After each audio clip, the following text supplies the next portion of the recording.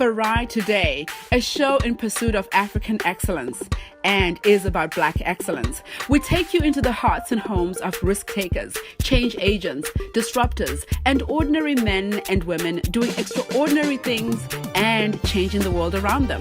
We celebrate the strides of our change agents. We uncover emerging industrialists and billionaires building big businesses, revolutionizing their communities and countries. We bring you our rock stars, our magic right to you in your living room, on your computer, your mobile device. Farai Today, we got you. African excellence, Black excellence. This season on the Farai Today show, we journey across the continent to uncover and profile some of the most influential African women, from Dambisa Moyo to Folronjo Lakija, Precious Motsepe, Tsitsi Masiwa, Monica Musonda, right here on Farai Today show. Let me put these down here. You got it? Yes. Thank you. So, talking about your journey, Sis Putin, you were talking about how there are challenges, even though despite challenges, there are opportunities. One of my proudest moments of you was when you're sitting on stage as the only African woman. Yes. And you were in Washington, D.C. Yes. President Barack Obama had convened a conference where he had invited African heads of states. Yes. And you were sitting on stage and alongside Aliko Dangote of Nigeria, the chairman and CEO of Dow Chemical, yes. The CEO of GE. That's right. President Clinton himself, he was the Yes. moderator.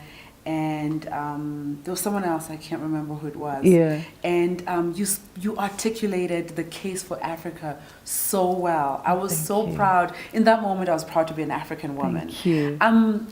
I'm wondering, as you were sitting on stage, what were some of the lessons from your mom that you were able to, that enabled you to carry you through? Yes. Because it was such a powerful moment. Yes. And you delivered, and you delivered so spectacularly. I was so proud of you. No, but I want to you. know about, since it's Women's Month here in South Africa, and we're Right. celebrating Right. our women, I want to know about Mom's lessons for you that you've carried on your journey. Sure.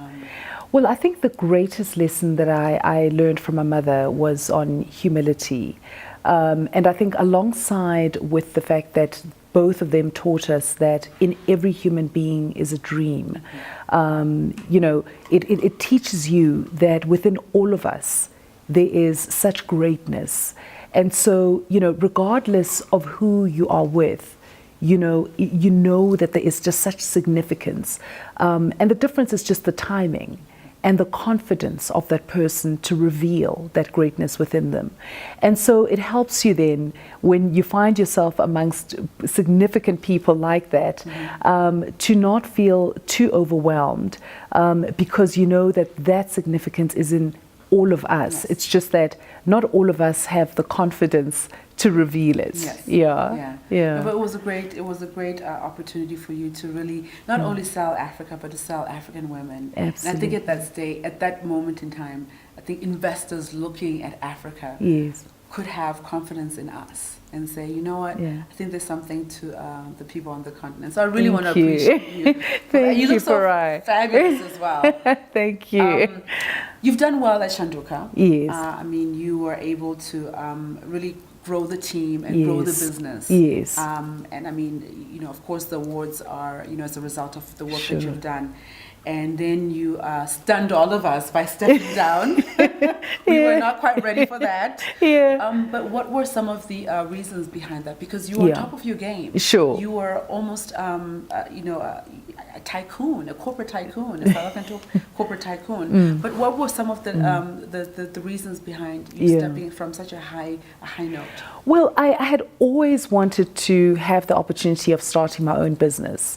And I thought, well, what other time will there be? I mean, here was, the deputy president going into government, and it was just such a great opportunity because I felt this was the time where I could really set out and do this and not feel as if I was letting anybody down.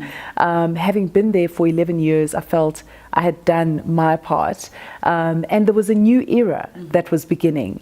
And so I felt that this was a time for me to begin my new era, but elsewhere. And it really has been such a significant time. I've learned about just how supportive corporate South Africa is, both, on the legal side and financially as well.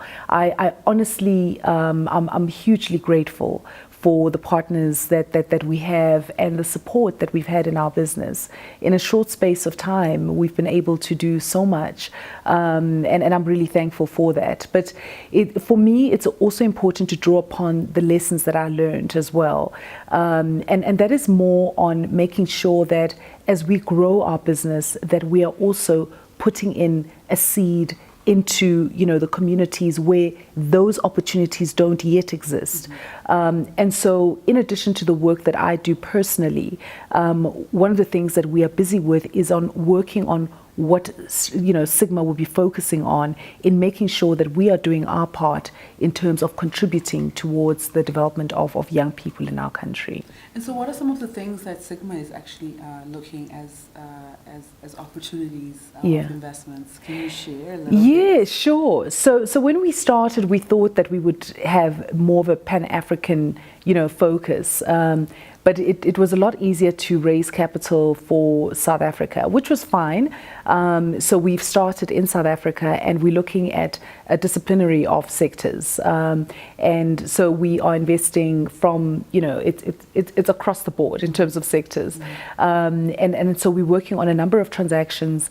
And, at some period, we will then raise capital to be able to invest in the rest of the African continent, because we would like to do that. It just makes a lot of business sense to do that.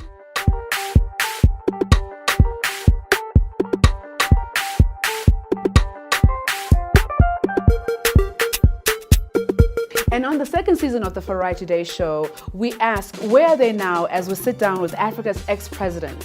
What are they doing now? Find out on the Farai Today show.